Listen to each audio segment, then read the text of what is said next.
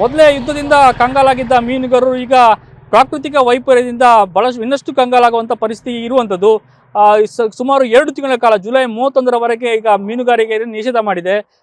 ಈ ಹಿಂದೆ ಬಹಳಷ್ಟು ಸಂದರ್ಭದಲ್ಲಿ ಕೂಡ ಮೀನುಗಾರಿಕೆ ಮಾಡಲಿಕ್ಕೆ ಆಗದಂತಹ ಮೀನುಗಾರರಿಗೆ ಮತ್ತಷ್ಟು ಮಳೆ ಅನ್ನುವಂಥದ್ದು ಮತ್ತಷ್ಟು ಬರೆ ಕೊಟ್ಟಿರುವಂಥದ್ದು. ನಾನೀಗ ತೋರಿಸುವಂತಹ ದೃಶ್ಯ ನೋಡ್ತಾ ಇದ್ರೆ ಸಂಪೂರ್ಣವಾಗಿ ಯಾರ ಮೀನುಗಾರರ ಕರಳನ್ನೇ ಹಿಂಡುವಂತದ ಸ್ಥಿತಿ.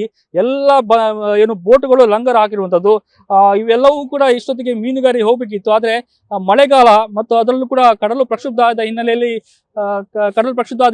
ಈಗ ಎಲ್ಲ ಬೋಟ್ಗಳು ಲಂಗರ್ ಹಾಕಿರುವಂಥದ್ದು. ಜುಲೈ 31ರವರೆಗೆ ಯಾರು ಕೂಡ ಕಡಲಿಗೆ ಇಳಿಬಾರದು ಅನ್ನುವಂಥ ಖಡಕ್ ಸೂಚನೆಯನ್ನ ಜಿಲ್ಲಾಡಳಿತ ಈಗ ನೀಡಿದೆ. ಹೀಗಾಗಿ ಎಲ್ಲ ಮೀನುಗಾರರು ಬಂದ ಏನು ಬೋಟ್ಗಳನ್ನ ಲಂಗರು ಹಾಕಿ, ಅದು ಕೂಡ ನಾಡದೋಣಿ ಇರ್ಬೋದು, ಆಳ ಸಮುದ್ರ ಇರ್ಬೋದು, ಡೀಪ್ ಫಿಶಿಂಗ್ ಇರ್ಬೋದು, ಎಲ್ಲರೂ ಕೂಡ ಎಲ್ಲ ಬೋಟ್ಗಳು ಈಗ ಮಲ್ಪೆ ಕಡಲ ತೀರದಲ್ಲಿ ಲಂಗರು ಹಾಕಿರುವಂಥದ್ದು. ಎಲ್ಲ ನಾಡದೋಣಿಗಳು, ಚಿಕ್ಕ ಪುಟ್ಟ ದೋಣಿಗಳು ಎಲ್ಲವೂ ಕೂಡ ಈಗ ಈ ಭಾಗದಲ್ಲಿ ಲಂಗರು ಹಾಕಿರುವಂಥದ್ದು. ಈ ಯುದ್ಧದ ಸಮಯದಲ್ಲೂ ಕೂಡ ಡೀಸೆಲ್ ಇಲ್ಲದೆ ಮತ್ತು ಗ್ಯಾಸ್ ಇಲ್ಲದೆ ಬಹಳಷ್ಟು ಸಂಕಷ್ಟವನ್ನು ಎದುರು ನೋಡಿದ್ರು. ಯಾಕಂದ್ರೆ ಬಹಳಷ್ಟು ಮೀನು ಸಿಗುವಂತಹ ಸಂದರ್ಭದಲ್ಲೂ ಕೂಡ ಈ ಯುದ್ಧದ ಮಧ್ಯಪ್ರಾಚ್ಯ ಯುದ್ಧದಿಂದ ಕಂಗೆಟ್ಟಿದ್ದ ರೈತರಿಗೆ ಏನು ಒಂದು ಕಡೆ 6,000ರಿಂದ 6,000 ಲೀಟರ್ ಸಿಗಬೇಕಾಗಿದ್ದ ಡೀಸೆಲ್ ಏನಿದೆ ಅದು ಕೇವಲ 3,000 ಸಿಗ್ತಾ ಇತ್ತು. ಹಾಗಾಗಿ 2 ದಿನ 3 ದಿನ ಬಿಟ್ಟು ಮೀನುಗಾರಿಕೆ ತೆರಳ್ತಾ ಇದ್ರು. ಆ ನಂತರದಲ್ಲಿ ಗ್ಯಾಸ್ ಕೂಡ ಸಿಗ್ತಾ ಇರಲಿಲ್ಲ.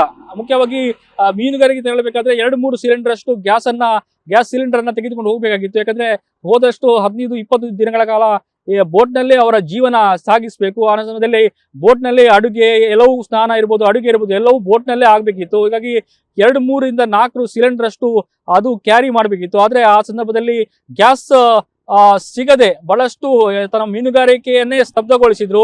ಆ ನಂತರದಲ್ಲಿ ಒಂದಷ್ಟು ಸುಧಾರಣೆ ಆಗ್ತಾ ಬಂದ ನಡುವೆ ಈಗ ಮತ್ತೆ ಮಳೆಗಾಲ, ಕಡಲು ಪ್ರಕ್ಷುಬ್ಧ ಅನ್ನುವಂತಹ ಏನು ಬರೆ ಈಗ ಬಿದ್ದಿರುವಂಥದ್ದು. ಎಲ್ಲ ಬೋಟುಗಳು ಈಗ ಲಂಗರು ಹಾಕಿರುವಂಥದ್ದು. ಸಂಪೂರ್ಣ ಮೀನುಗಾರಿಕೆ ಏಷ್ಯಾದಲ್ಲೇ 2ನೇ ಅತಿ ದೊಡ್ಡ ಬಂದರು ಅನ್ನುವಂತಹ ಖ್ಯಾತಿ ಈ ಭಾಗಕ್ಕೆ ಇರುವಂಥದ್ದು. ಆದ್ರೆ ಈ ಭಾಗದಲ್ಲಿ ಬಹಳಷ್ಟು ನಷ್ಟವನ್ನ ಈ ಮೀನುಗಾರರು ಅನುಭವಿಸ್ತಾ ಇದ್ದಾರೆ. ಜಿಲ್ಲಾಡಳಿತ ಈಗ 31ರವರೆಗೂ ಕೂಡ ಮೀನುಗಾರಿಕೆ ನಿಷೇಧವನ್ನು ಹೇರಿದೆ. ಈಗ ಬಹಳಷ್ಟು ಮೀನುಗಳು ಸಿಗ್ತಾ ಇದೆ. ಮೀನುಗಾರಿಕೆ ಹೋದ್ರೆ ಬಹಳಷ್ಟು ಮೀನುಗಳು ಸಿಗ್ಬೋದು.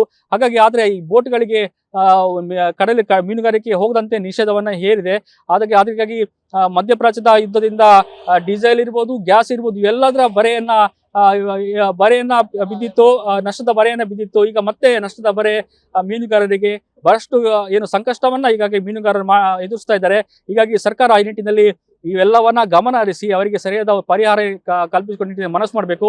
ಮೀನುಗಾರರ ಏನು ಜೀವನದ ಬಗ್ಗೆ ಕೂಡ ಒಂದಿಷ್ಟು ಗಮನ ಹರಿಸಬೇಕು ಅನ್ನುವಂಥದ್ದು ಈ ಭಾಗದ ಎಲ್ಲ ಮೀನುಗಾರರು ಒಕ್ಕರಲ್ಲ ಒತ್ತಾಯ ಅಂತ ಕೇಳಿ ಬರ್ತಾ ಇದೆ. ಹಾಗಾಗಿ ಸದ್ಯ ಮೀನುಗಾರಿಕೆ ನಿಷೇಧ ಆಗಿದೆ, 2 ತಿಂಗಳ ನಿಷೇಧ ಆಗಿದೆ. ಮುಂದೆ ಮತ್ತೆಷ್ಟು ಮಳೆ ಇನ್ನಷ್ಟು ಪ್ರಕ್ಷುಬ್ಧಾದರೆ ಮತ್ತೆ ನಿಷೇಧ ಮುಂದುವರಿಯುವಂಥದ್ದು ಸಾಧ್ಯತೆ ಇರುವಂಥದ್ದು. ಹಾಗಾಗಿ ಸರ್ಕಾರ ಈ ನಿಟ್ಟಿನಲ್ಲಿ ಗಮನ ಹರಿಸಬೇಕು ಅನ್ನುವಂಥದ್ದು ಎಲ್ಲ ಮೀನುಗಾರರ ಒಕ್ಕರಲ್ಲ ಒತ್ತಾಯ.